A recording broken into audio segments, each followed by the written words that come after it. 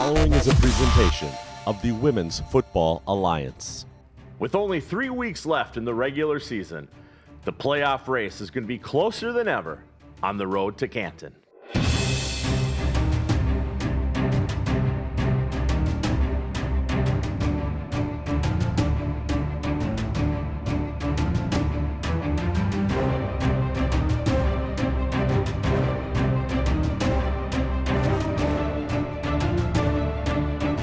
Welcome to the Road to Canton. I'm your host, Brian Sweeney, the voice of the Women's Football Alliance Pro Division National Championship game. Alex Wested is here with us as always, but before we look at this week's games, let's look back at the Week 5 scores and highlights. It was the second meeting of the season between the Alabama Fire and the Atlanta Rage.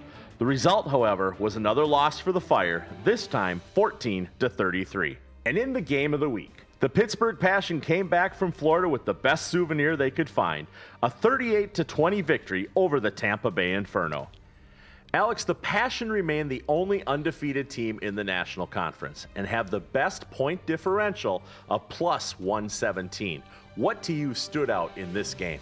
Well, there's two things that really stood out to me, Brian. I think one, you have to tip your cap to Tampa Bay in terms of the points that they scored against a meaningful opponent this year. That's the most that they have scored. There's a lot of there's a lot of things to like there. You look at what Candace Brady has done, but they've started to try to figure out what else does Tampa have going not in just to 2024, but also 25, 26, and beyond. Or you're looking for that what's next with Tampa Bay. The National Conference is only going to get bigger as time goes by, and so if you're Tampa, you want to figure out what do you have against that number 2 team in the National Conference. It did so here against Pittsburgh. But the Passion, again, I said a week ago, as long as Pittsburgh comes back out of this one healthy, that's a victory for them, even though they got the victory in the fashion which they did. They have to continue to maintain their health, and looking at what's up for Pittsburgh moving on, that game against Boston coming up, that's significant for them. But before we came on air here, we talked about how important it was that Pittsburgh has something to show against Boston, because Boston, as we know, losing to St. Louis, they're vulnerable. I don't want to play them this week, but you wait a week, you get Boston at home at Slippery Rock University, where all of a sudden that contest being on your home court, being on your home advantage, I think there's an opportunity there for Pittsburgh to make a massive statement. But this is exactly what Pittsburgh needed. They needed to come back with health. They needed to come back with the win. They did both of those things against Tampa, and they're in the driver's seat for at least that 2 seed in the National Conference. It's beginning to look as though there might be another player in the WFA. Hopefully, Lois Cook can help us figure that out in her segment, Low on the Go. Hey, how's it going? Talk to me. So, about the football field demolition project. You did it. I knew you could do it. No, actually, so the reason I was calling is because I actually need an extension. Extension? What? You need a new job. Like, is what you need. I just need a maybe 2 to 3 week extension. Blasphemy! I need my field. I know, but the thing is, there's actually a football team that's playing right now. What and they does a need the football team field. need with a football field? Huh? My field. I understand, but so the thing is, the captain's mom, it's like she it was really special, to the town. She let all the little girls play. Now they have a whole women's team. It does not matter. I know it doesn't matter to you, but it matters to them. What do you think this is? It's really important. Important is not your job. Sir, you with have a all job due to do. respect, You have to do your job. mini marshmallow Tiny flower, sanctuary safe for haven, tiny don't. snapping The little turtles creatures with is shells. not as important as it is for them to finish this How season. dare Huh? you? You have an assignment to complete. No, I understand. Can you I do get. your job? Yes, I can do my job, but I just need a little bit more. Hello. Hello. I'm so sorry. I brought you a drink. Oh, thank you.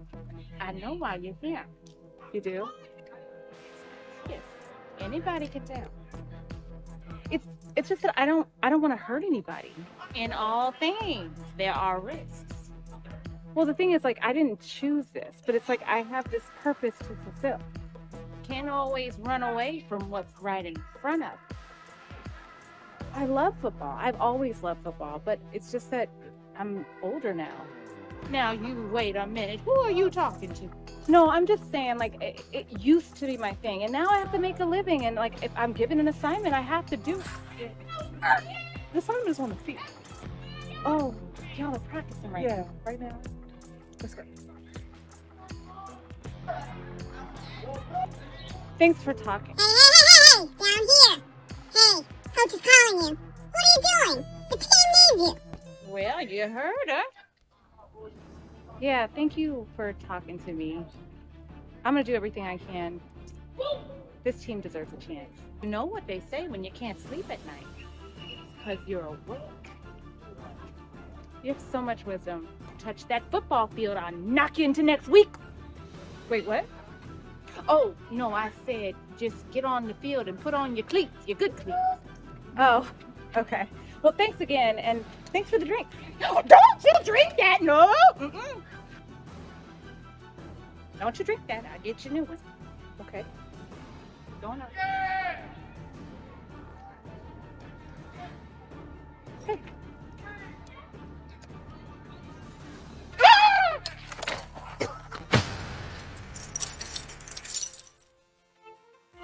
After this short break, we'll be back to look at the Week 6 matchups.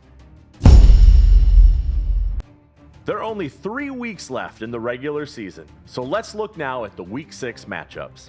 Having gone 0-3 at home this season, the 0-4 Tampa Bay Inferno will spend the rest of the season on the road, with this weekend's stop at the 4-0 West Palm Beach Coyotes of Division II. These teams played previously this season, with the Coyotes coming away with a 28-6 victory. And in pro versus pro games, the 1-2 New York Wolves open up the second half of their season at the 2-1 Boston Renegades. Both of these teams are looking to rebound from losses 2 weeks ago. The 4-0 St. Louis Slam head south to take on the 1-2 Dallas Elite Mustangs. These two teams met last season in St. Louis, with the Slam coming out on top 42-0. The 2-1 Mile High Blaze will host the 1-2 Nevada Storm. These teams met in Nevada Week 1, with the Blaze heading home 49-21 victors. Pittsburgh and Alabama are on byes this week. And in the first game of the week, the 2-1 Minnesota Vixen will travel to play the 2-1 DC Divas. This will be the first meeting in the history of these two teams.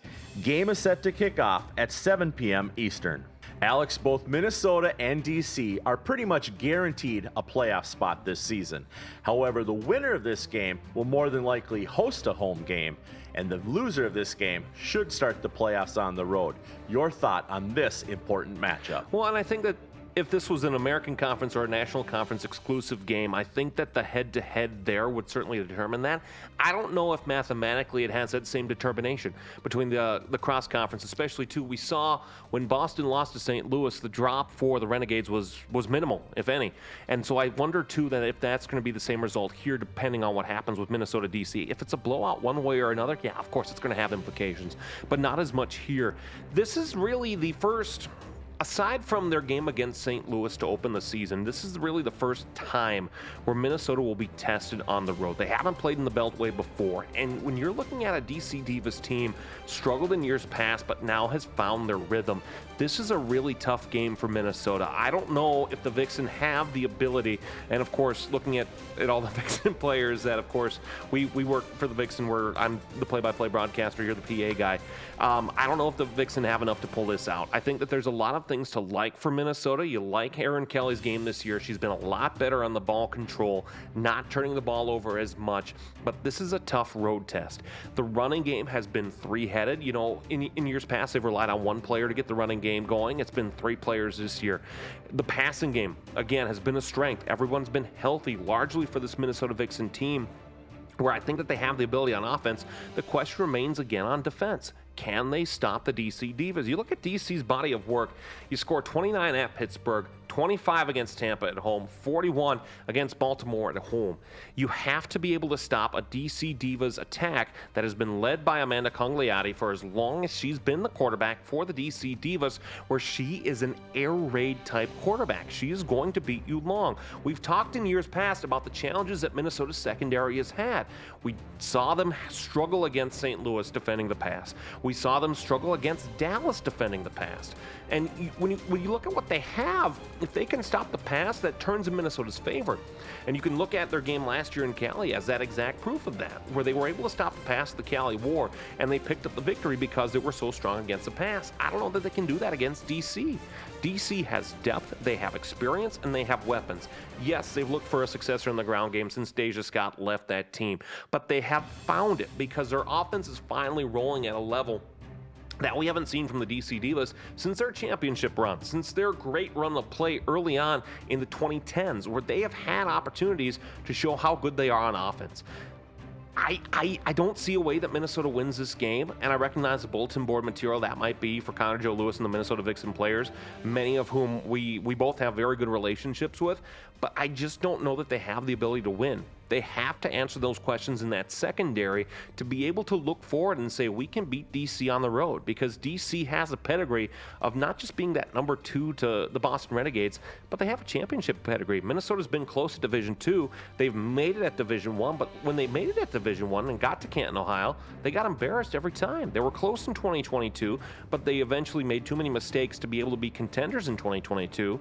2023, they got laughed out of town. And so when you look at what they have, does Minnesota have the ability to beat DC on an even neutral field? Yeah, of course they do. But going to DC, going to the Beltway, dealing with the weather that the DC area has at this time of year, I don't know that there's enough in the tank for them to be able to beat the DC Divas. In fact, give me the DC Divas and give me them by at least a touchdown, if not more. Well, and to expand a little bit on what you're talking about here, you look at when Minnesota has played Pro Division teams in the past. Take Cali War off the table for a moment. They went into Nevada, they lost. They go into St. Louis, they've lost. So this is basically that type of game. They can go to Nebraska, they can win. They can go to Iowa, they can win. But again, we love James and Laura Brown, the owners of the Minnesota Vixen. This is a tough game for Minnesota on the road. If they were playing in Minnesota, I think it would be a different outcome. But on the road, anything's possible. Well, I mean, even too, bringing up their series against WFA Pro, mentioned games against Arlington too. When Arlington was in the heart of the core that they had, they were a tough game, and Minnesota was able to shut them down with the pass. But then Arlington went up to Minnesota. They really struggled against the Arlington attack in that playoff game back in 2022. And so there's not enough on the table here where on the road, the struggles that they've had, they needed a last-second interception by Tank Nelson to beat Cali War. Otherwise, Cali had them in the first half, arguably played pound for pound with them in the second half. I'm worried about the Minnesota Vixen in this game in DC just because they have struggled against WFA Pro opposition on the road. Now, granted, as I said with New York all season long, they can shut us up by going out and having a strong performance against DC. Same that they can do at the end of the season in St. Louis. But they have to actually get that. You can talk about getting those results. You can talk about getting that done. But if Minnesota wants to prove that again, it's not just St. Louis that's a contender with Boston. If Minnesota wants to prove that they can hang with the Boston Renegades and the St. Louis Slam, they need a good result here. And that's just period, bar none, regardless of whatever happens in Week 7 against Nebraska, in Week 8 against St. Louis. If you get a good, meaningful result here against DC, I think that this has to be the hallmark of your season, because you know you've played Nebraska plenty of times, you played St. Louis plenty of times. When you're playing the powerhouse that is the DC Divas, the two longest tenured women's professional football teams going head-to-head, you got to have a meaningful result in the Beltway this Saturday. We'll be right back to look at the second game of the week. Welcome back. And in the second game of the week, the 3-1 Houston Energy must finish the season on the road, with the first stop being at the 2-1 Cali War. This will be the first time that these teams have played each other. Kickoff is set for 6 p.m. Pacific time. Alex, Houston currently sits in the number 4 spot in the American Conference. The Cali War is on the bubble, sitting outside currently at number 5. This game is extremely important to decide who gets to play in the second half of July and who's hanging up their cleats. Your thought on this pivotal game? Well, and we talked about in an earlier segment where both of these teams, you don't want to say a spot's locked in stone, but you think St. Louis and Minnesota are going to be the 1 and 2. They can flip at the end, so you're playing for an opportunity on the road here. We made the trip out to Cali last year. That's a very difficult trip at this level, where there's the time change, there's the travel costs and everything that's associated with that. That makes this a very tough trip. But also how Cali's performed this year, especially at home. You look at the opposition they played. They shut out Central Valley Chaos, and then they also had another, I don't want to say enigmatic result, but you gave up 30 points to Nevada, a Nevada team that has had a lot of questions on the offensive side of the football, where this is their first opportunity in 2 weeks to say, we are the Cali War. We're going to show you back that high-flying offense that we're used to doing, and our defense is going to return to form, especially against pro-division opposition. Because you look at their last 4 games in the pro division, you give up 30 points to Nevada, 43 at Mile High. You had a tough game against St. Louis in the playoffs last year, and then a tough game against Minnesota the game before that. And so you're looking at the Cali War, who historically have been favored by their offense. They need to find the success on their defensive side of the football, because against pro division teams in their last body of work, and of course football's a what have you done for me lately kind of league. In terms of what they've done lately, they can't stop the football, especially not against the top teams. So you look at this game against Houston. Houston has a lot of pieces that you like. We saw them last year when Minnesota played them twice. But the Cali War, again, this is an opportunity where they need to score, and they need to run up the score in big-time fashion. Because that gap, again, the Massey ratings are not going to favor. You beat Nevada by 28. That's great. But that deficit needs to be greater. Because, again, when you look at who Cali plays, they'll play at Nevada and then at Arizona to conclude their season. This is their final home game. The points have to be favored on their way in terms of blowing out Houston if they want a legitimate chance. Because Houston, we talk about what the Houston Energy have done, and it's just a great team. They get Austin to conclude their season. Their body of work essentially here is set in stone, where the Houston Energy, they take on Austin, and that's it. And, you know, when you look at what they have, they need to be able to rack up the victories here, where if you can score multiple points against Cali, especially on the road, Massey ratings favor the road successes, and that's where Houston needs to take advantage of here. We've talked quarterback at Cali for a long time, where Tanya Guzman has really filled into that role nicely this year, supplanting Chantel Nina-Wiggins at quarterback on the full-time basis. But for Cali, the rest of what they have, the offensive weapons have been, you know, not necessarily, I don't want to say up to form, but they've been slightly down from what we've been used to seeing them. You look at their top 3 running backs, Barrett, Gardner, McCauley.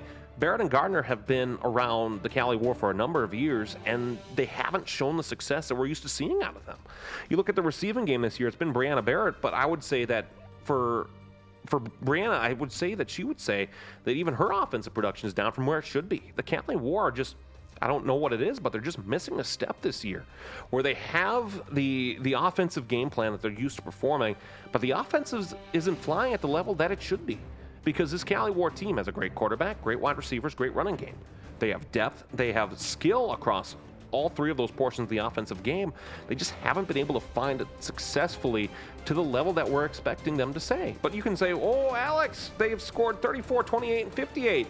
That's great, but even 2, you look at against that opposition, you know, when you're playing Central Valley, 34 points isn't enough, at least from what we've seen out of the Cali War in the past. 28 at Mile High, a team that you've historically blown out of the water, that's not enough either. And so I look for this game for Cali War to respond and return to the offensive success that they have had. This is one of the league's top offensive. It has been since we've started covering the WFA, but they haven't lived up to their full potential yet. I challenge them to do that against this game against Houston, and to exceed that here to see how high-flying that Cali War offense can be. I expect Cali to win, but even too with Houston, you look at what they've done this year. They've really done a good job at limiting points on the board, even in their season opening game. A game against OKC where they gave up 16 points to a team that's probably in the pro division next season. That really, aside from 22 points given up to Dallas, they've been really strong defensively. And, you know, that's the hallmark of what we saw from the Houston Energy a year ago, was just how strong their defense has been. It figures to be here again against Cali. Defense travels. No matter what level of football, we know that defense can travel. And so when you look at this game against the Cali War, if that defense travels to the level that we're expecting it to see, you know, last time that they went on the road, they played the Spice, they gave up 6 points. Granted, the Spice are further down in the bracket. But if your defense can travel on the road here and make life tough for Tanya Guzman, for the receiving core that they have, especially Brianna Barrett, you have an opportunity here for the Houston Energy to make some noise on the road, and really for the first time in years put the Cali War's playoff hopes on life support. Because Cali needs to win, they need to win big to really cement themselves in the WFA postseason. But, you know, Houston can make a statement here. I don't know that they will, because there's a lot of things we need to see on paper that translate to the football field, but Houston has a big opportunity here ahead of them. It's just a question of, do they make the statement they're looking to make? Women's sports are gaining momentum. In fact, last week's LA Sparks versus Indiana Fever game of the WNBA had a higher attendance number than any game last season of the Los Angeles Lakers of the NBA. Also, the PWHL and NWSL are continuously growing in this country. Make sure you do your part and support the sponsors of the Women's Football Alliance so that the Women's Football Alliance can also continue to grow. The season is winding down, and every week's win or every week's loss can guarantee you make or miss the playoffs. For Lois Cook and Alex Wested, I'm Brian Sweeney, and we'll see you next week on the road to Canton.